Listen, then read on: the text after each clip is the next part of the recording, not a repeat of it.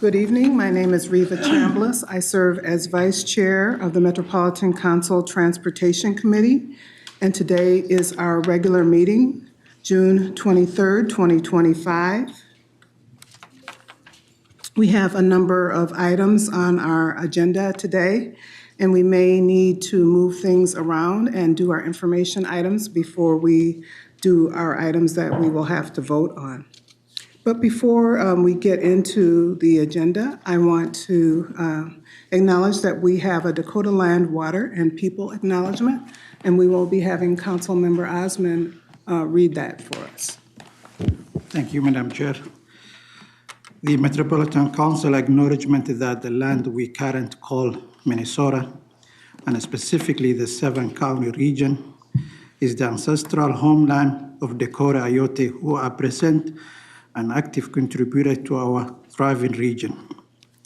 As a part of the Metropolitan Council commitment to address unsolved legacy of genocide, dispossession, and settler colonialism, and the fact that the government institutions, including the Metropolitan Council, benefited economically, politically, and institutionally after forcible removal of Dakota Ayote, the Metropolitan Council is dedicated to instill land, water, and people commitment in the region policy. These commitments support Dakota Ayote and the 11 federally recognized tribes in the Minnesota Hoosian Nation and American Indian communities representing over 150 diverse tribal nations that call 7-county region home. Thank you. Thank you for that acknowledgement. The next item on our agenda is approval of the agenda, and as said before, we may follow this agenda with the exception of starting with the information items and also the approval of the minutes. We will do that a little bit later because we do not have a quorum at this time. And with that, we do have and I'm happy to do my first Metro Transit employee recognition. And our Metro Transit General Manager, Leslie, can you start that up for us? Thank you, Chair Chambliss, council members. In Metro Transit Forward, which is our strategic framework, we commit to improving employee satisfaction and helping riders feel safe and comfortable on our system. And the staff that we're recognizing here this afternoon play key roles in helping us achieve those really important goals. So in a moment, you'll hear from their managers about their work and why it's so important and why we're bringing them forward for recognition today. But I will also just say personally, as a rider, I benefit from this work. Some of the people we're recognizing today are our associate communication specialists who are behind Text for Safety rider alerts, both of which are systems I know I rely on and so many of our riders do as well. And also say as general manager, I benefit from our senior communication specialist, Lindsay's work, who you'll hear about in a moment. She leads our internal communications and is really behind our quarterly employee town halls, our managers meetings, and so many of the other ways we keep the over 3,300 employees at Metro Transit informed and engaged. So Chair Chambliss, with your permission, I'd like to ask Drew Kerr to come forward, who's Lindsay's manager, to say a few more words about her work.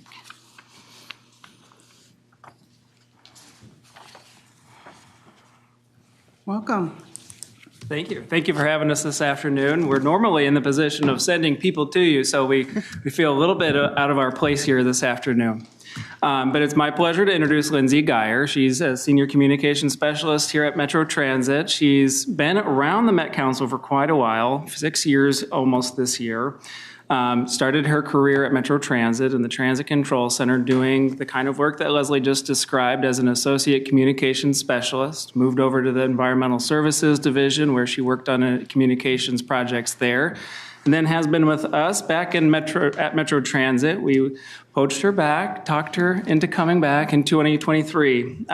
She's the first person who ever filled the role that she's in now, this internal communications role. We had seen a need, of course, to communicate with all of our staff at all of our work sites. There are many employees who receive information in a lot of different ways. It's a really important group. So I won't say it's night and day, but it's been a really marked difference since she's arrived at Metro Transit and taken on this responsibility. As Leslie said, she organizes all the town halls. We can count on close to 200 or so over the time that those have been ongoing, so quite a few, and not only organizing them, but actually going out to, along with others, to these events. And they can happen at sometimes 10 o'clock at night or even later, early in the morning. So this is a job that really doesn't have a 9 to 5 parameters around it. So we really appreciate all the time that she spends not only organizing those, but flexing and being out at these locations at all these different times. In addition to that, she's modernized our employee newsletter. You all hopefully receive insights on Friday and read it from top to bottom, or at least look at the headlines. That's her handiwork. The managers' meetings, again, another effort that's relatively new to Metro Transit, but to empower the frontline managers and managers across the organization so they can in turn inform their teams and help us all know what we're wanting to tell, to have a really strong story to tell. But why she's here today, primarily, is because of this project that she's taken on since she started in this role to expand the use of digital signage at our work sites. All the break rooms in the facilities have screens similar to those you see around you now. They've been either fallow or sort of just uncoordinated for a long time, and she, with others in IS and facilities, and at the locations themselves, has really evolved them to a place now where they are a really capable way of getting out information to people. They're updated on a regular basis, sometimes even in real time when we have emergency issues or other things that we need to get out in short order. She can push out information to these screens. So it's something our staff have asked for a long time. It was slow progress, and then she came along, and all of a sudden that progress really sped up. And so I want to thank her for all the work that she's done. Makes it sound simple and easy. It's not been simple and easy. It's been a lot of behind-the-scenes work to make that happen.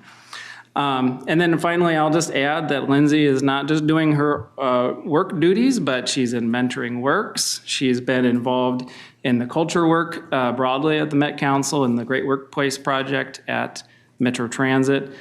Supports employee resource groups like Advancing Women in Transit, and is regularly out on the system when we have our Great Day in Transit or other needs that we have to have staff out on the system. So for all of that and so much more that I won't get into here, I really want to thank again Lindsay for all of her great work and commend her for a job well done. Thank you for having us. Very good.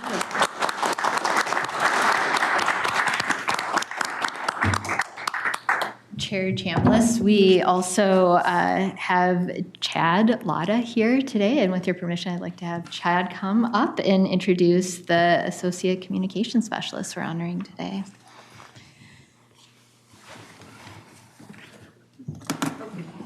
Sure. Oh, great.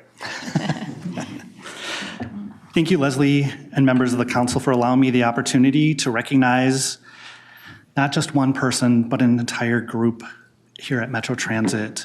My name is Chad Latta. I'm an assistant manager in the Transit Control Center. One of my roles is overseeing the Associate Communications Specialist within the Transit Control Center.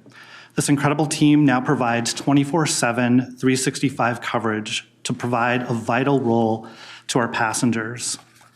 The group is responsible mainly for responding to questions on social media, sending out rider alerts, and managing the text for safety for Metro Transit, which last year seen an 8% increase over 2023.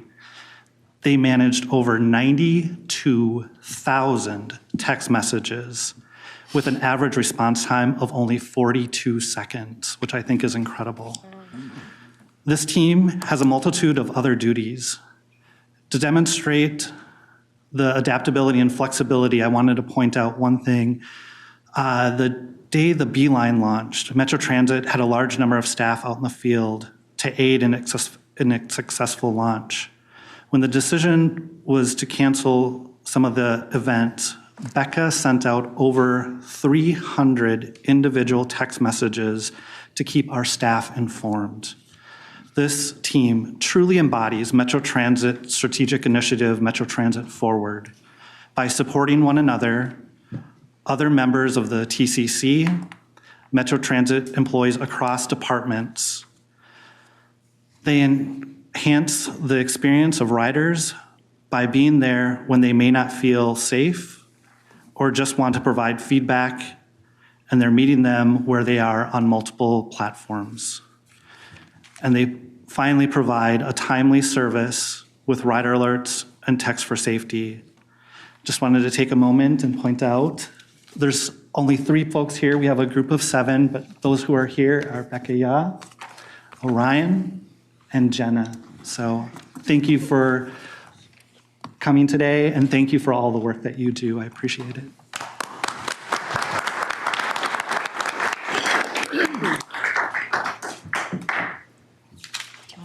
Okay. So we are going to give out some award recognitions for these individuals.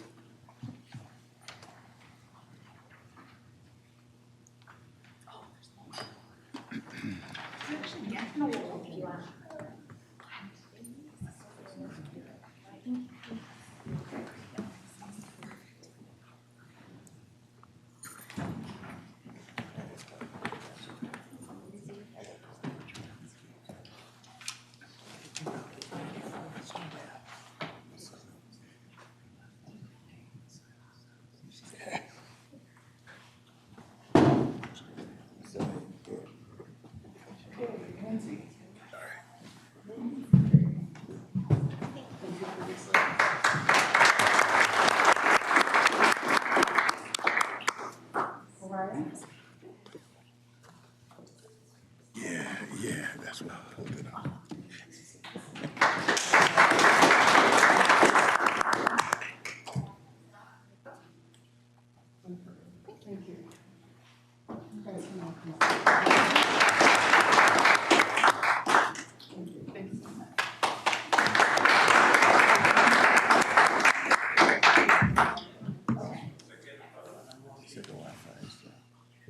Wi-Fi is dead.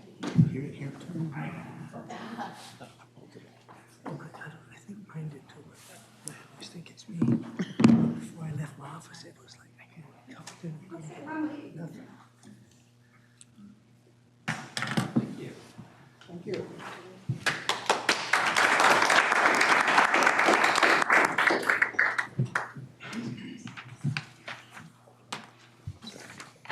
Thank you.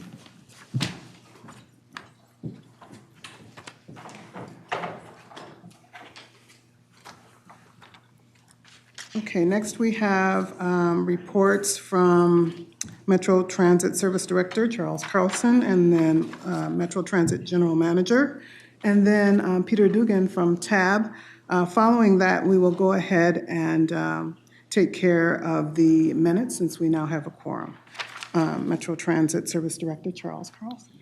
Thank you, Madam Chair. Good afternoon, council members. 2 updates for you tonight. The first, you'll receive a legislative update on Wednesday from Government Affairs Director Judd Shetnan, but I wanted to mention one item that is underway already, Metro Mobility free fares on fixed route service. This is a council initiative that was in the governor's budget proposal.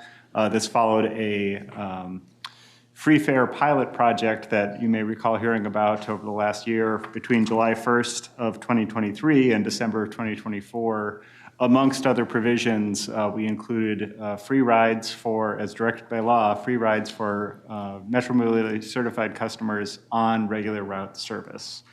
That was successful with 75,000 rides taken from when we were able to begin counting those rides in October of 23 through the end of 24. If only 2% of those rides were instead of Metro Mobility trips, it presented a net savings to the state or to the council for that service. So that was a successful program. We included it in our initiatives. It was passed into law this last week, so we will be making that effective. The pilot had ended, so the council, you may recall, instituted a nominal 1 cent pilot fare pending any legislative direction following submittal of a pilot program report last February, or this past February. Now that it's in place, we're working very immediately to implement that, to go from 1 cent to 0 cents for that fare. We'd also be bringing a business item to you next month. Even though it's set by law, we really don't have discretion over what we do. We would be bringing a business item to catch fare policy that you adopt up to the state law. At that point, we'd also share communication that we're issuing around this change as we're implementing it. So things are in progress. We won't be waiting until you act to reflect state law, but we are. I did want to share that news on the program. Second, this is just wanted to share a reminder that this is the last Transportation Committee this year here at Robert Street. Second half of the year, we'll be moving over back to the Metro Transit offices at the Haywood campus. So that would begin with the July 14th meeting. We also, as you know, switch recording secretaries. There might be a fill-in here or there, but Jenna will step aside and Becky Gorell will step in as we move to Haywood. So we'll thank Jenna for her service this last 6 months in this meeting space. So July 14th at Metro Transit, based on the latest traffic, you might want to head that way after this meeting. With that, Madam Chair, I'd be happy to answer any questions. Oh, thank you. Good news about legislative passing our free fare opportunity. And are there any questions?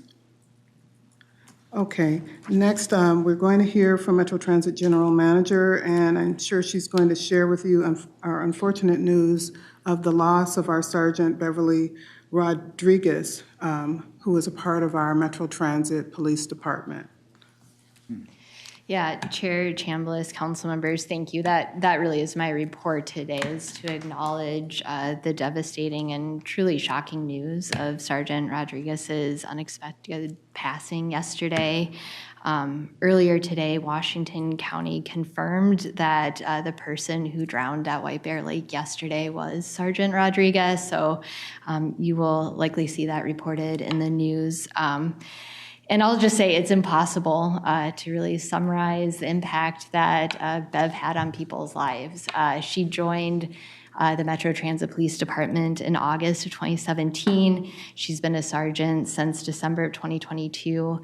I know many of you probably know her most from her work on the homeless action team. She was part of that team getting started, and at the time of her passing was the leader as a sergeant, really running the homeless action team, and certainly has impacted so many people's lives through that. But just based on the outpouring of support and grief we're already hearing from colleagues, from community members, it's clear that her legacy is even broader than that work alone. Again, we'll share with you and we know more about arrangements, have more information, but did want to just acknowledge that tragedy today. And of course, our thoughts and prayers are with her family, her loved ones, her friends, and all of her colleagues. So thank you, Councilmember Chambliss, for the opportunity to say a few words. Yeah, thank you. Next, we have a report from the Transportation Advisory Board. Mr. Peter Dugan. Thank you, Madam Vice Chair, honorable committee members, Mr. Carlson, General Manager Canderas, and Jenna. Thanks for everything you did for us. We'll miss you at Haywood, and I wish the folks from that just received the awards were here, because I'd like to know how to return a text message in 42 seconds. Wow, mine 42 days maybe. But that's, What I thought I'd do today, and I also wanted to acknowledge Councilmember Bevento. We were at a church meeting on dealing with grief, and she was wonderful and mobbed, and I think she became quite a celebrity for doing that. And Dr. Carter was kind enough to send me his Metropolitan Council newsletter, so now I'm getting almost as smart as some of these people. Okay. Elaine is very good, and Jenna, about sending out the summary report of what happened at TAB, and I checked this over, and it includes everything. So I thought over the next couple of meetings, if it's okay with you, I would delve into safety. That has become a paramount concern on all levels with the TAB, which is regional solicitation, obviously enforcement, and of course, I know it's an endeavor for the Metropolitan Council. I wanted to, if I may, share some statistics with you, and then as of today, you may not, the DPS provides a daily update on serious injuries and crashes and fatalities. As of today, at 10/13, there have been total crashes of 137. Last year was 174. And so far today, as of today, 146 people have been killed. And pedestrians 16, motorcyclists 13, bicyclists 5, ATVs 2, and snowmobiles 1. However, snowmobiles are only counted if they're on a public roadway. DNR captures that number for off-roadway use. And for instance, they updated today that, on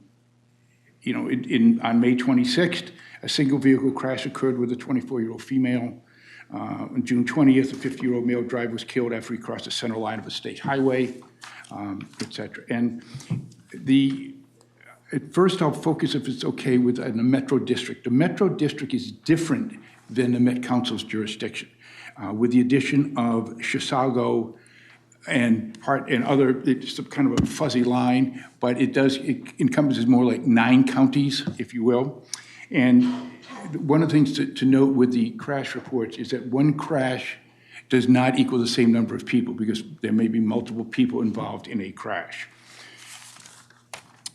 And the crashes and fatalities and serious injuries are counted only if they took place on a public roadway. The most prevalent in the metro are intersection crashes.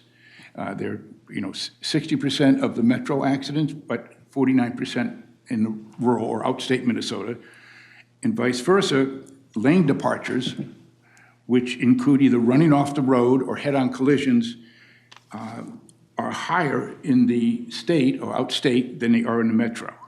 And one of the challenges that they're having, they have including statistics, is certain causes of crashes cannot be emphatically designated, such as inattentive. A lot of times at the scene, the enforcement person is not sure what to do, because how do you say someone was inattentive? And that is done at the discretion of the officer on the scene. And also that comes from, let's say, I'll get to that in just a second. I just want to revert back to, and the impaired, that's another officer discretion. Obviously, it could be DUI, but it also could be medications or something that happened, health-wise to a person while driving. So it's not an easy correlation to determine the exact cause of the crash. And more importantly, MnDOT and what I think you folks can do are physical changes. The cultural, social of drinking while driving or under impairment or speeding is difficult for an agency to take care of. One of the biggest problems that was brought up to my attention in the metro is intersection crashes at 90 degrees, where the vehicle is trying to get across 2 lanes of oncoming traffic, a median, and then 2 more lanes. And it's usually in the second 2 lanes where the crash occurs. A solution to that is a J-turn, which is where you come to an intersection, you make an immediate right, and then you make a U-turn back. Next month, I'll have a diagram of that.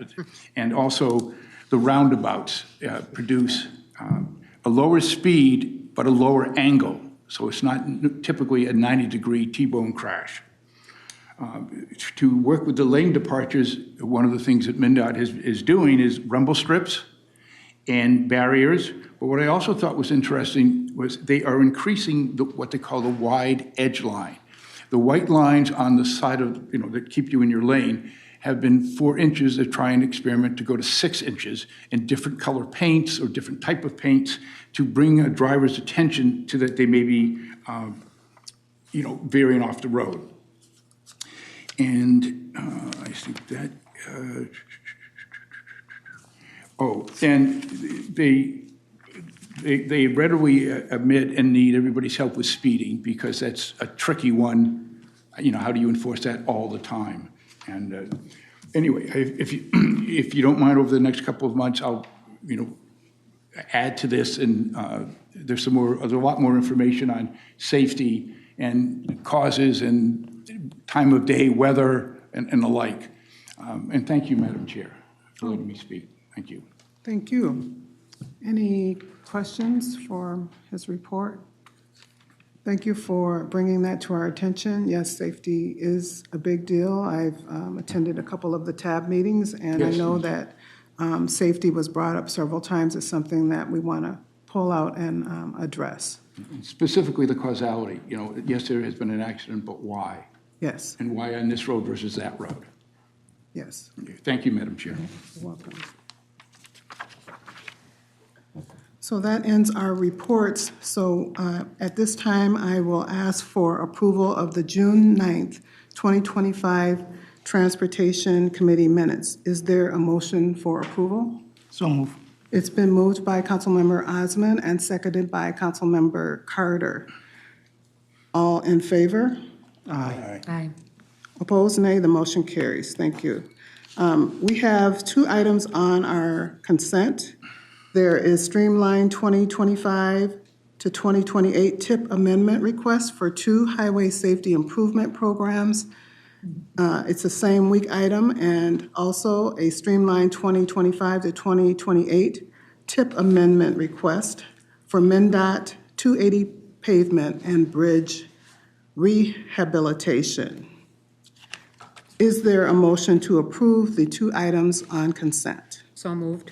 It's been moved by Councilmember Vento, second. Second. Seconded by Councilmember Osmond. Any discussion or questions? Councilmember Vento. I have just one comment, and it's not about these items necessarily, although the safety improvement piece, Peter, I really appreciated the information you shared here tonight, and I don't know if I'll be on the council come July or not, but I would recommend that if there's an opportunity sometime to have an information session that includes time for discussion about causality issues, I'd appreciate it. And my reason for saying this is about a week ago, I was driving on 494 in the South Metro area, and there was a motorcycle going down the middle lane, or the white lines, and going back and forth between multiple lanes, and I found it very unnerving. He wasn't near me, but he was going at a great speed, and I considered very dangerous.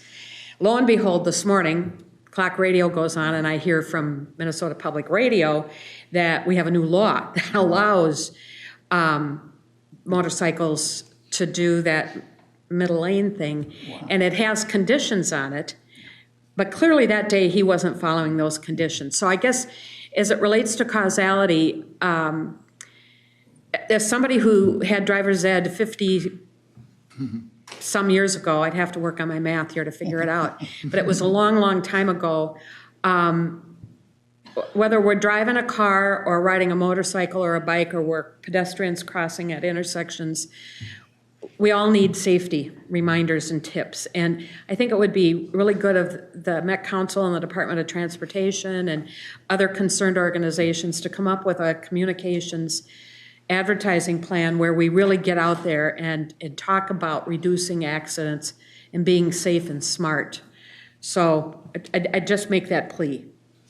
Yeah, I agree with you, Councilmember Vento. I think the more that we understand about the causes and the consequences, of course, more the Met Council can, and we can support what you've asked. Well, if we understand it, then we can support it, and then other people will understand what the causation, and they can also support being more safe. Well, and Madam Chair, if I could, I think I've mentioned this before. Is it okay if I go ahead? Oh, go ahead.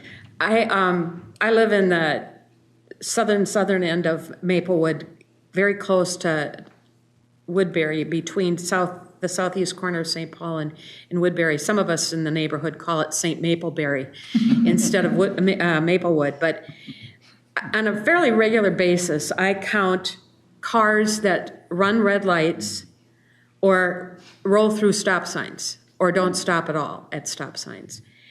And whether it's a right-hand turn or they're going straight, rarely can I get from home to a council meeting without counting at least 6, 7, 8, sometimes more. And it's shocking. And I think if folks really understood how truly dangerous that is and how quickly it can become a statistic that they'd have to live with for the rest of their lives, I think it would maybe help wake people up. So just a suggestion. Good points and good suggestions. Any other discussion? With no other discussion, these consent items have been seconded. And with no further discussion, I'll take a roll call. All in favor? Aye. Opposed, nay. That motion carries. Next, we have several items on non-consent. The first item is 2025-143, which is procurement of 128 biodiesel, we've got our Wi-Fi, 40-foot transit buses. And we have Jeremiah Ryder with the presentation.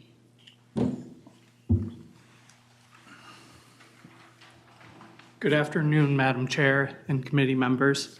I get the pleasure of presenting business item 25-143, which is the procurement of 128 biodiesel 40-foot buses under contract 25P113.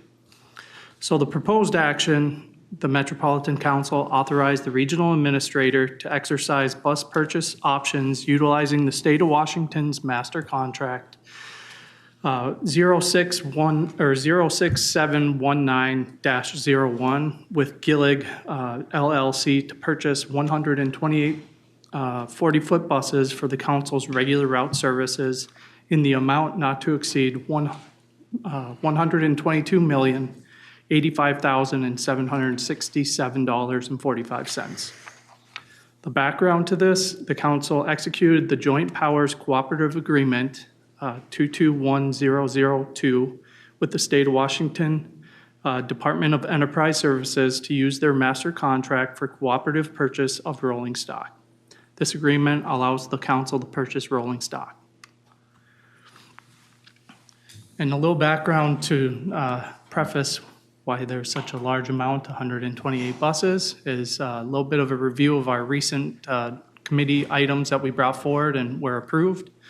And 614, we brought forward 2024-163, which was a procurement of 73 biodiesel 40-foot transit buses utilizing contract 19P122E.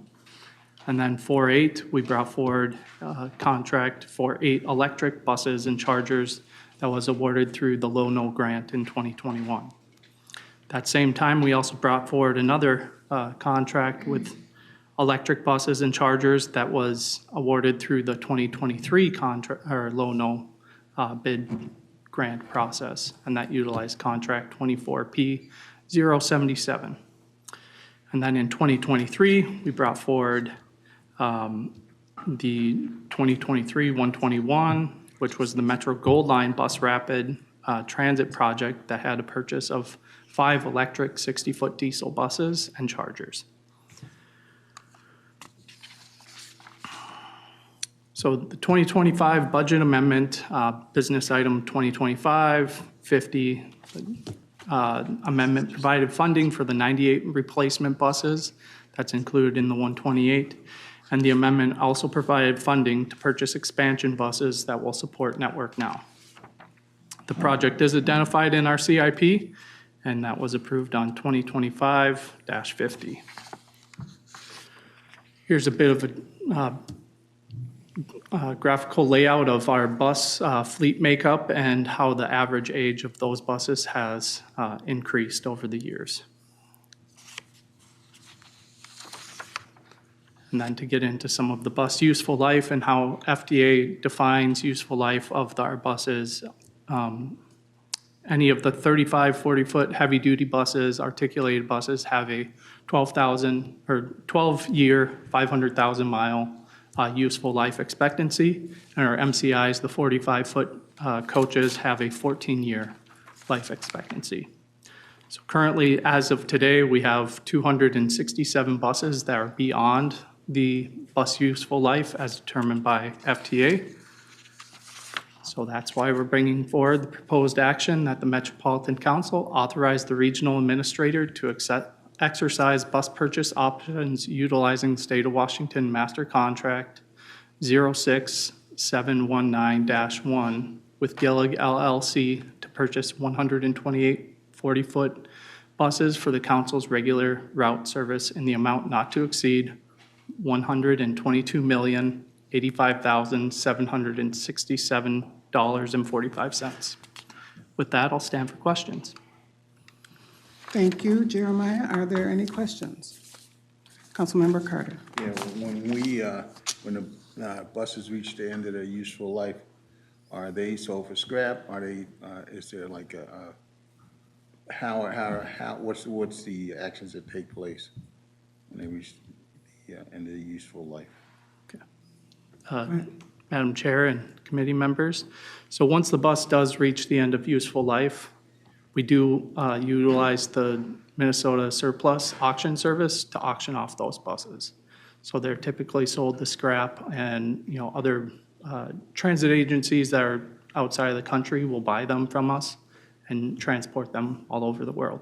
So some get a second life? Yep. Any other questions?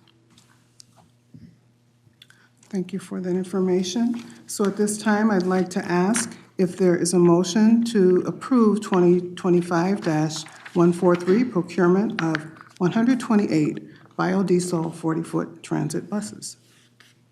Is there a motion? So moved. It's been moved by Councilmember Pacheco. A second? Second. Seconded by Councilmember Carter. Any further discussion?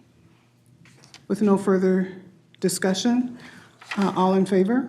Aye. Opposed? Nay. That motion carries. Our next item on non-consent is 2025-145. It's a contract to purchase non-revenue vehicles and equipment for the Green Line extension.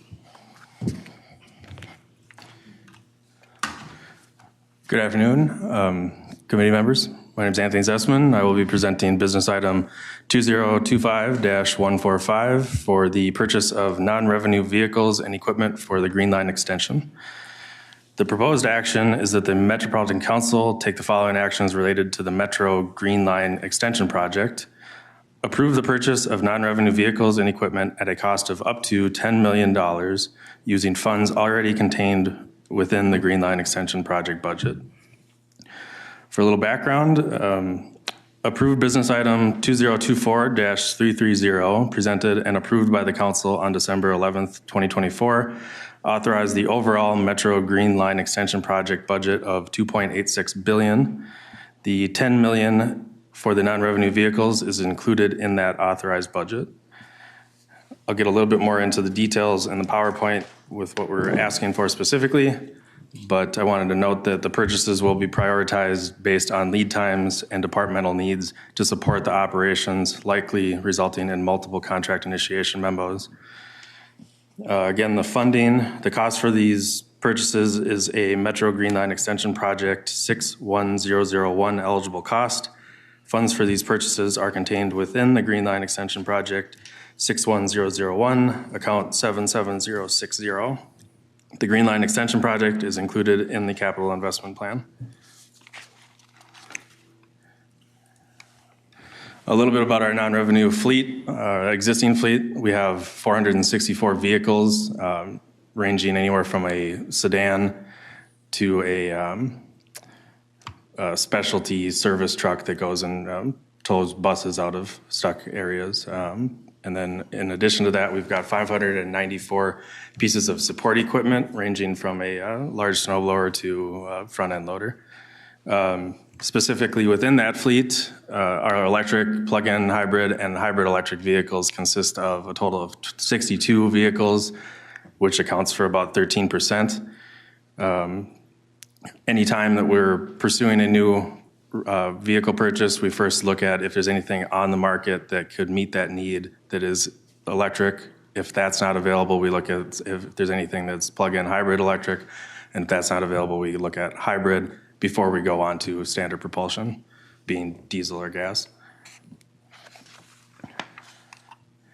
A little bit about this request. There's a total of 73 pieces of equipment and 71 vehicles within 5 different work groups, the bulk of them being engineered facilities, as well as rail systems and maintenance. These can range from, it's a variety of vehicles, but to highlight a few of the common ones that are within this request would be an engineer facilities technician or workers truck, where it'll come from an OEM and then it'll get outfitted with specialty equipment. Like in this case, this one's showing a dump utility body or plows, toppers, things that make it a little bit more versatile out in the region. We've also got electrician vans that come fully stocked to help electricians have the equipment that they need to make repairs or installs in a timely manner, as well as a pretty basic supervisor SUV. Some of the equipment pictured here, there's a what's called a Ventrac, but it's a snow removal tractor, essentially. It could also be used for landscaping and lawn care. We've got some personnel lifts that are used around all of our facilities, and then that picture in the bottom right is a pressure washer skid, which is commonly used in the back of an engineer facilities truck to clean a station or a platform. Some of the bigger equipment that would be in the requests are some of the trucks that are used by light rail systems. So these are going to be equipped with cranes or a bucket. They're going to have a service body on them, and then they're going to have rail gear on them that allows them to drive right down the track when needed. So there's a lot of specialty equipment that's put onto these before they hit the road or the track. And then some of the other pickup trucks that systems and rails uses are more of a support truck or a service truck. They're going to have toolboxes built into them. They'll have ladder racks on them, make the timely repairs when the technicians get out to the repairs. And then some of the very specialty equipment that is in the request is something like this traction power high rail platform truck. This actually allows a technician to drive from the top of that platform down the rail, which is pretty impressive. In addition to that, there's a crane and some front-end loader type equipment being requested. Again, to summarize, the proposed action is that the Metropolitan Council takes the following actions related to the Metro Green Line Extension Project. Approve the purchase of non-revenue vehicles and equipment at a cost of up to $10 million using funds already contained in the Green Line Extension Project budget. Thank you. Thank you, Anthony. I tell you, the picture says 1,000 words, and these are some tricked out trucks. I really think it's great also that these vehicles have multiple uses, and the fact that they can be transformed to actually go on the tracks, if I heard that right, that's pretty cool. Mm-hmm. Are there any questions? Councilmember Pacheco. Madam Chair, members, and it's just a comment in that when I see our vehicles and even the bus stops itself, we do a really good job of keeping them clean and when they're out in the street. And if you look at some of the other departments or other entities in the city, that they don't do as well. But I think they do a great job keeping them there. Great. Any other questions or discussion? Without any further questions, I would entertain a motion to approve 2025-145 contract to purchase non-revenue vehicles and equipment for the Green Line Extension. So moved. It's been moved by Councilmember Osman. Is there a second? Second. Second by Councilmember Pacheco. Any further discussion? With no further discussion, all in favor? Aye. Opposed, nay. That motion carries. Thank you. Our third item is item number 2025-146. It's a same week item by Allied Universal Contract 22P123, and it's amendment number 4. We have Matt Broughton. Hopefully I said your name right. Thank you, Madam Chair. Matt Broughton, Assistant Director of Bus Transportation Administration, here to present business item 2025-146, same week, with the proposed action that the Metropolitan Council authorize the Regional Administrator to execute an amendment to Contract 22P123 with Allied Universal for a total not to exceed $13,030,132. A little background on this business item. Services under Contract 22P123 started in April 2023 with supplemental security at light rail platforms and transit facilities following a 2022 pilot. In December 2023, that contract received an authorization to amend to include trip agent staffing. September 30th, 2025 is the current contract expiration date. A review of the services provided under this contract, so this is a list of the current stations and facilities that are receiving supplemental security in the span of that service. So we are currently receiving services at Lake Street Station, Franklin Avenue Station, Terminal 1 and Terminal 2 Station, Central Station, 35W and Lake Street Station, Brooklyn Center Transit Center, Chicago Lake Station, and today services started at 46th Street LRT. The current trip agent staffing, we have currently 50 Metro Transit trip agents, 25 contracted trip agents, and 10 Level 2 security officers. So those are contracted staff provided by Allied Security who accompany trip agents throughout their duties. We are currently in procurement for the next supplemental security and trip agent contract. So just a review of that timeline. The request for proposals was released on May 18th. Proposals were due on June 18th. And an additional $2 million and a contract expiration date of December 31st, 2025 will ensure continuity of the current services until the next contract is awarded. So to review the proposed action, that the Metropolitan Council authorize the Regional Administrator to execute an amendment to Contract 22P123 with Allied Universal for a total not to exceed $13,030,132. With that, I will take questions. Thank you, Matt. Are there questions from Councilmember Carter? Yeah, I was just wondering, I'd never heard of, what's a level 2 security officer? How does that differentiate from a level 1? So level 1 and level 2 are security industry terminology. So typically a level 1 security officer would be at a building, maybe manning a desk, whereas the security officers who are at light rail platforms or who accompany trip agents are level 2 security officers. Okay. Good question. Other questions? Councilmember Osmond. Thank you, Madam Chair. I'm just wondering, was there opportunity to issue the RFP earlier to avoid the amendment or extension for 2 months?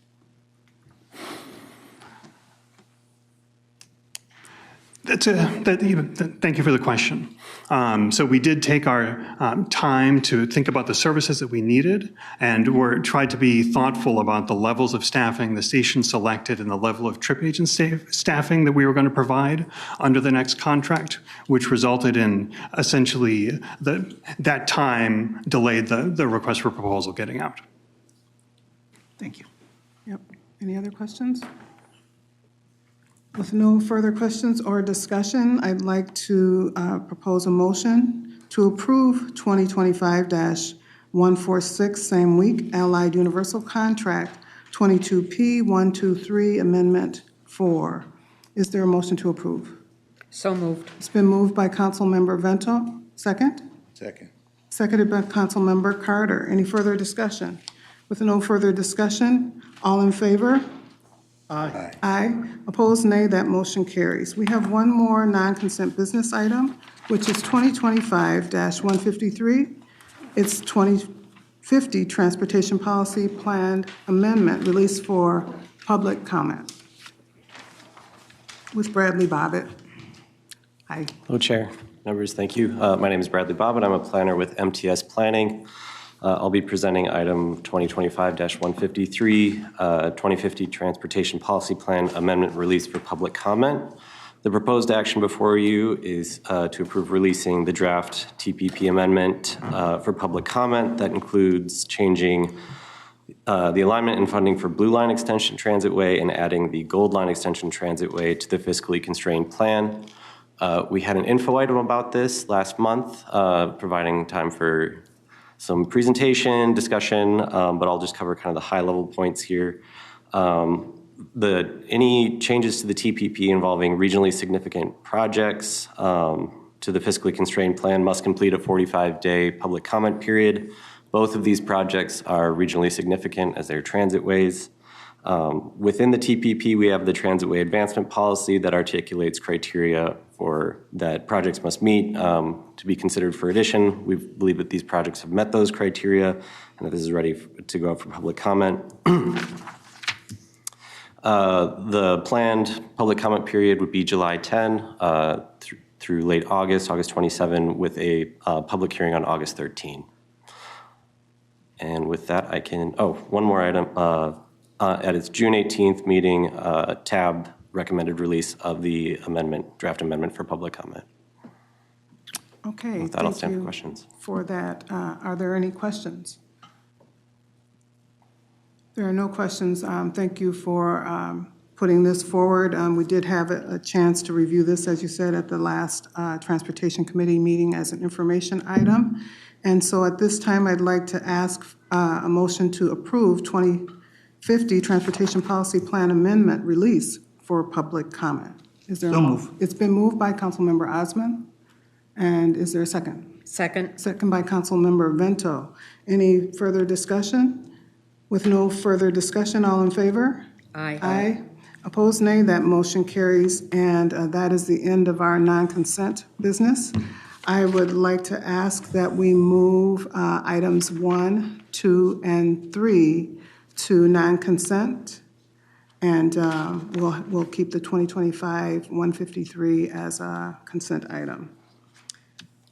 And with that, we have our information item, 2050, our TPP Aviation System Plan update from Joe Whiting. Good afternoon, Madam Vice Chair and council members. So we're changing it up a little bit here. We talk about aviation for information I'm here.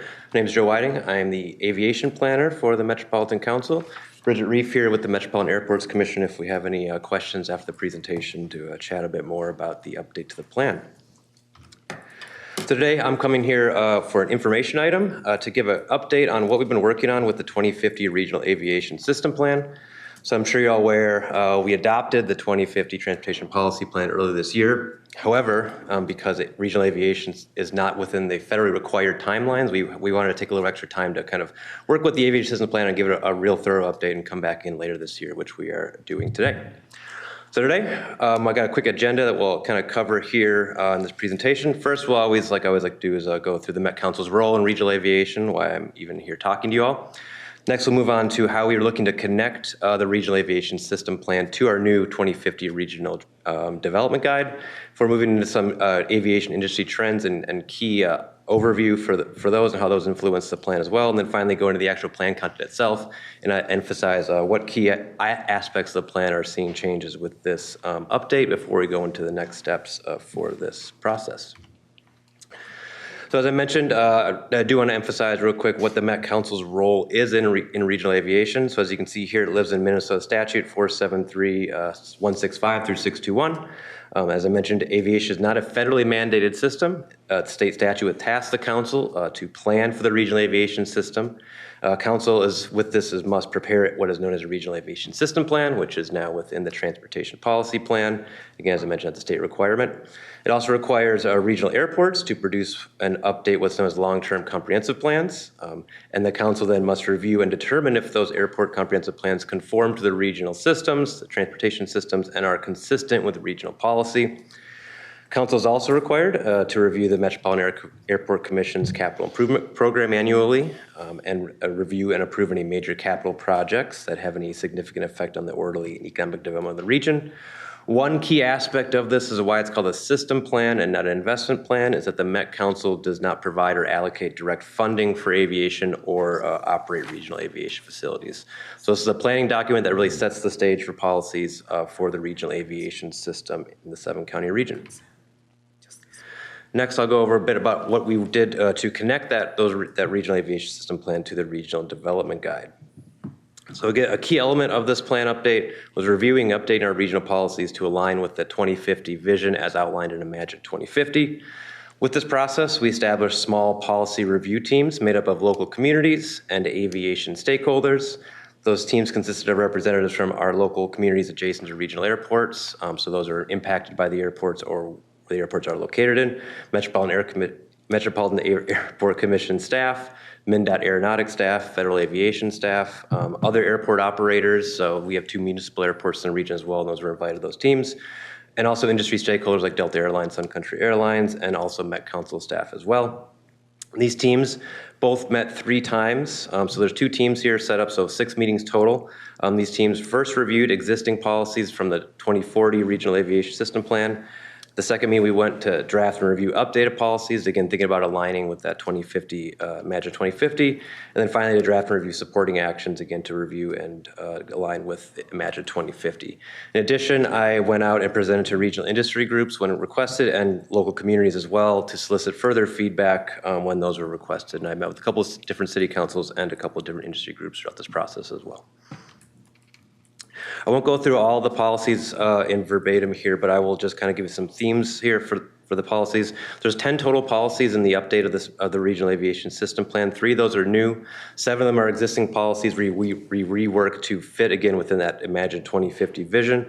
You'll see here policy 4 is a new policy, which will be looking at the regional level to be looking to reduce emissions from aviation activities, which negatively impact air quality for adjacent communities. An additional 2 new policies here, Policy 7 and Policy 8, would be to regularly review and update our regional aviation system information to maintain consistency with our state and federal planning processes. And then finally, Policy 8 to consider and plan for land use implications from aviation facilities which are not located within regional airports. We'll see a little bit about that, what looks like in the future, including unmanned aerial systems known as drones and also advanced air mobility and any other emerging aviation technologies. More future-looking policy here, but may be something we think about in the future. Next up here, I want to talk a bit about we developed what we call trend papers in the aviation industry to any issues and opportunities for the region that we see coming up in the aviation industry. So through this process, we developed 6 papers. They are all found on our project website. It's just linked on this document here and also on our TPP page as well. The first one here is looking at aviation fuels and alternative power sources. This paper focused mainly on the electrification efforts of aircraft in the nation and world, what's known as sustainable aviation fuels, something being spearheaded by greater MSP in the region, and then also other alternative power sources, again, to reduce emissions in the aviation industry. We also looked at what's known as advanced air mobility, also known as air taxis, something that maybe seems a little far out, but in this paper, if you want to dive deep into this, it's something that we see happening right now. Cities around the world, Dubai, Shanghai are actually flying these today. There's American companies which are looking for certification in the next year or 2 to actually get these things flying in the region. So thinking about that, if we're going to see flying machines in different parts of the region than airports, something we should be thinking about at our council level, specifically with land use as well. Another a topic we wanted to cover in more depth was unmanned aerial systems, UAS or drones, airport classifications, aircraft noise, and any FAA, MnDOT, or any industry changes we envision impacting our regional systems moving forward as well. To mention, those full papers can be found on the website. If you want to talk about those more after I'm finished with this presentation, we do have a couple of hidden slides. Maybe we can get those out later. So with that said, so we worked on aligning those policies and actions. We looked at looking to the future with some of those trend papers. And so next we're going to look at some of the aviation system plan content, which we are proposing to see updates through this process. Real quick, an overview of the aviation system. So the regional airport system is a mature system, which we do really envision to see limited changes in the future. It is really built out, our 9 airports, and major changes are not expected. We do have those 9 regional public use airports. MSP International is our major airport, and then 8 relievers to MSP. Again, 2 of those are owned by their local municipalities, and the other 6 are owned by the Metropolitan Airports Commission. Additionally, there's 2 seaplane bases operating within the region, and we do project all facilities to be meeting the forecast demand through 2050. One big update to this plan, we wanted to add, you see in this map here, a lot more dots on here than just our regional airports.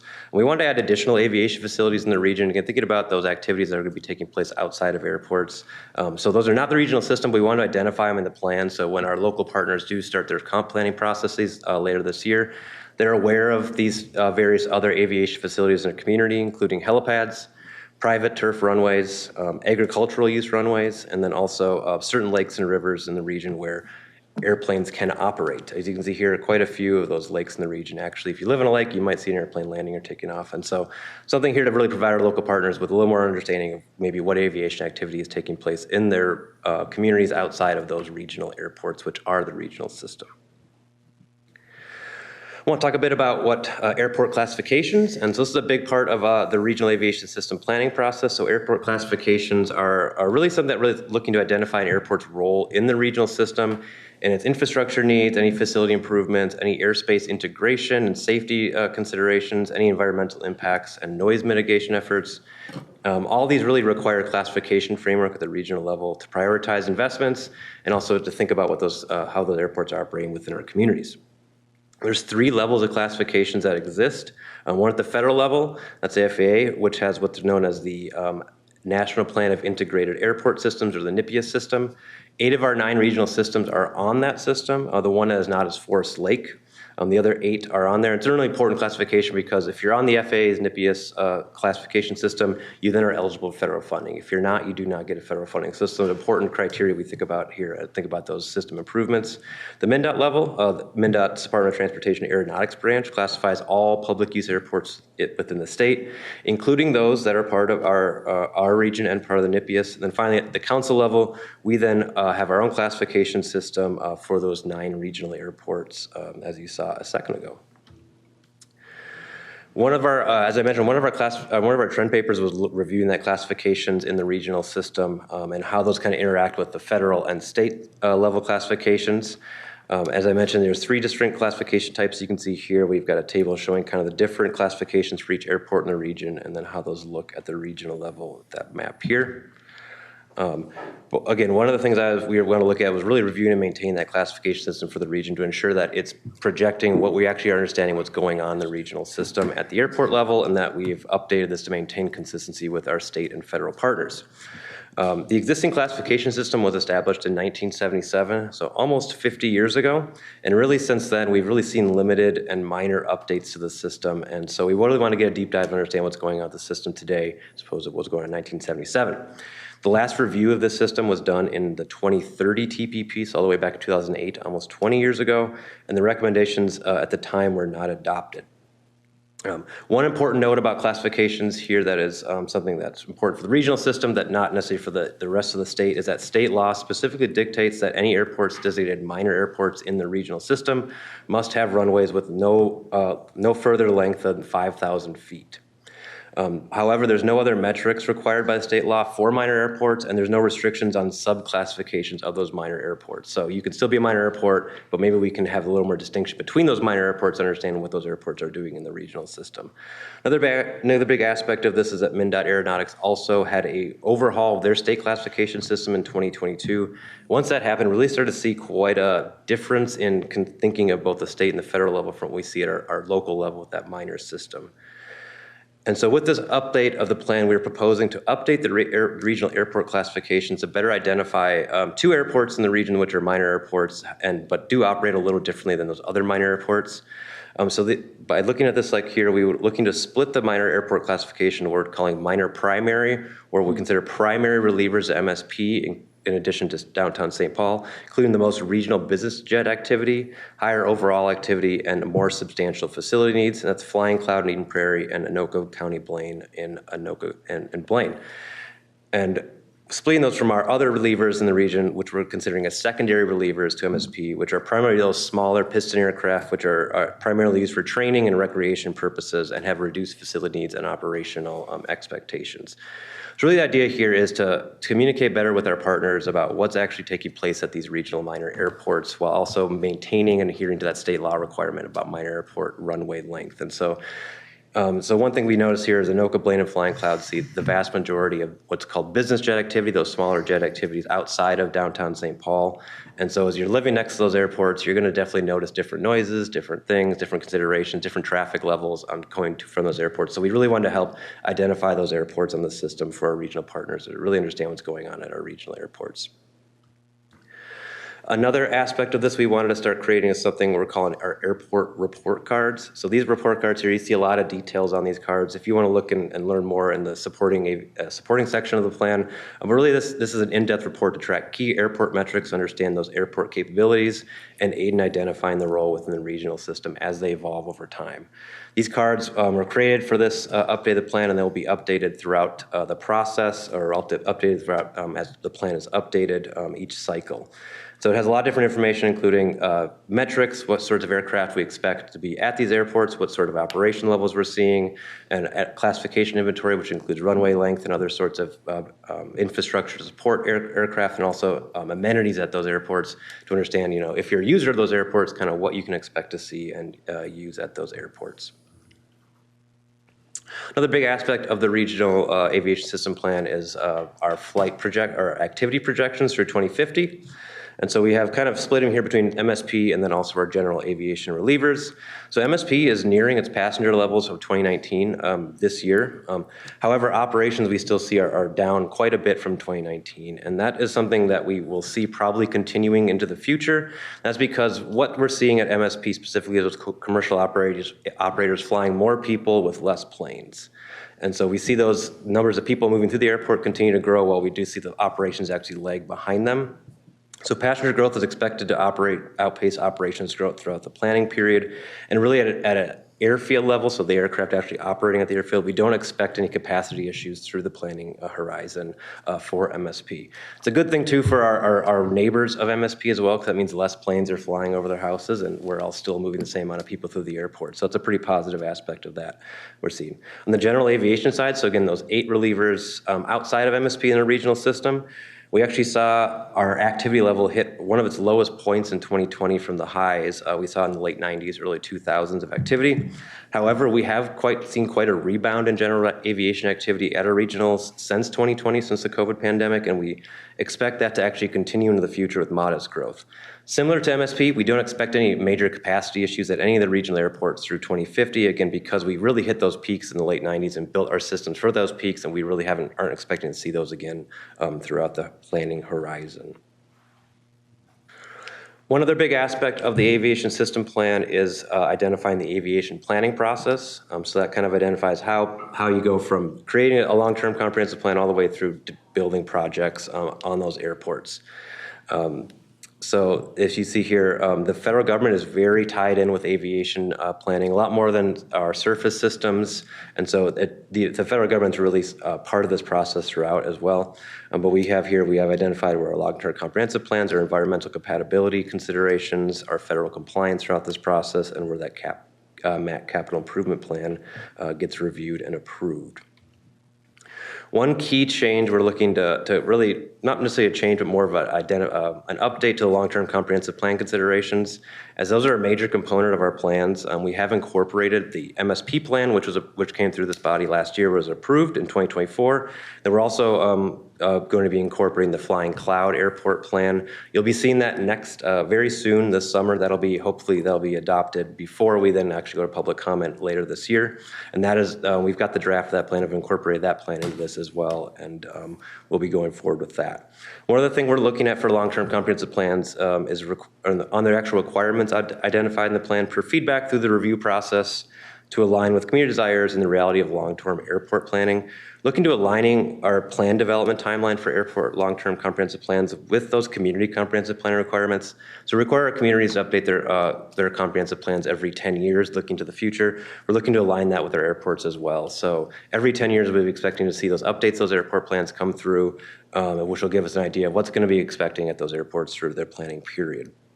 We're also looking to better identify when we expect certain environmental considerations to be reviewed or addressed, because all these long-term plans, once they come through and are, we deem them consistent with regional policies and are adopted by the MAC or their local communities, they then must also do environmental reviews for any improvements identified in those plans. And so we really wanted to identify where we expect to see certain considerations like stormwater management and any mitigation from these projects in that environmental review period as is done within that process. Finally, one other big aspect of our aviation system plan is the land use compatibility considerations.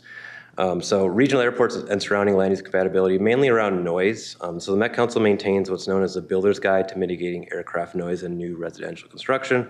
It's a long term there. This really identifies mitigation measures for aircraft noise for residential construction specifically, but also for other types of construction as well. This was created in 2006, and one of the aspects we wanted to see is when this document can be updated, because we're pushing about 20 years now. We have heard from the Federal Aviation Administration that they'll be looking at potential noise metrics updates at the federal level. And once that happens, then we can then come and update our metrics as well at the regional level. But because those are tied directly to federal requirements, like a lot of stuff in aviation, we are maintaining that for now, but with the idea of if it updates in the future at the federal level, we can then come at the regional level and do that as well. One big aspect of this update here too is the plan will now include standardized exposure maps, as seen here for MSP, with existing land use data. So previously it was kind of a hodgepodge of different types of land use and different types of maps that were just included in the plan. We wanted to have a nice consistent and standard map to really understand where those noise contours are impacting land use and where to consider mitigation, whether that's in your future land use map or retroactively in the existing structures around airports. The plan, as I mentioned earlier, also includes additional locations where aviation activity may take place, again, to aid local planning considerations if there's helipads and private runways. I've heard a lot of people say, hey, there's a lot of helicopter traffic over my house. I didn't know there's a helipad next to me. Well, hopefully now you understand that there's a helipad next to you when you're buying that house. So hopefully we'll help that with those noise considerations as well. So those are kind of the major items being updated with this update process. However, you've got the full redlined copy in front of you. So if you have deeper questions, feel free to point out specifics here. But looking forward, as we are in the information stage of this process, and so we are here today, we'll be coming back in a couple months in September to actually have the action item to then be able to release this draft for its 45-day public comment period, and then we'll come back end of this year, early next year, to actually get this adopted into and amended in the 2050 Transportation Policy Plan. With that said, I would open up to any questions. Thank you. We do have some questions. Councilmember Carter. Yeah, I had a question. I was just wondering, the seaplane bases, where's the projected locations for that? Madam Chair and members, so the seaplane bases, the Whip Line seaplane base is down in Invergrove Heights. It's on the Mississippi River, actually. And then the other one is Surfside Seaplane Base. That's up in Lionel Lakes, in one of the lakes. They've got a couple lakes up there, but it's one of those lakes up there. But you don't see a ton of action there. You obviously, like in the wintertime, you won't see any activity. They can't take off and land on frozen lakes. But these have been here for a long time, actually. I know Surfside's been there for many decades, and I'm sure Whip Line as well has been there for quite a long time. And they don't generate a ton of activity. You don't have projections for activity for those in the future because they're private facilities. They're not public use airports. But we could certainly, look and see if we can understand maybe what's going on more about there. But because they're private facilities, we don't have projections for them in this plan. But just want to make note that they are there. Okay. Any other questions? Well, I think this was a very comprehensive report. I'm glad that we're looking at doing, some comprehensive updates, especially since some of them, it has been a while, and I'll be looking forward to seeing how, and I'm sure others will, how we align with both the state and the federal requirements. I do have a question, and that is, if, for example, we have a requirement that exceeds the federal requirement, we would still continue with our plan updates or requirements. How would we adjust? How do we plan to position ourselves for adjusting? So the intention, specifically with our long-term comprehensive plans, is because there's a lot of federal scrutiny of those as well, because there are also airport layout plans which have to be approved by the Federal Aviation Administration. There are also those activity projections which also have to be approved by the Federal Aviation Administration. One thing we learned through this process is that takes quite a long time. I'm sure we've all worked with the federal government at many different levels, so we can understand how long things can take, and the FAA is another aspect as well. And so that was kind of the thinking in aligning those requirements with the 10-year process. We've heard from our airport partners that, it takes about from, your long-term plan to actually building your first project, that's probably going to take you 7-8 years to get through the environmental review, all the FAA reviews and requirements, and also our own reviews and requirements. And so having that 10-year process seems to be a pretty good sweet spot where you're not just duplicating the same plan over and over again because it takes you so long to actually build something, but you're actually starting to implement that plan before you then come back and then say, hey, where are we at this plan when we update the plan to understand what the new future facility requirements are. So we hopefully have solved that issue and we're not necessarily going to be out of step and there's going to be issues like that. But that was definitely a big topic of discussion when we were actually reviewing some of those long-term plan considerations. Thank you. So I know that there, as you said, there are some future action items with TAC and TAB, and then coming back to the Transportation Committee in September and the Met Council late September with a 45-day public comment period. So thank you so much for your presentation. There are no questions? Any updates? Thank you. That's the last item on our agenda, so our meeting is adjourned.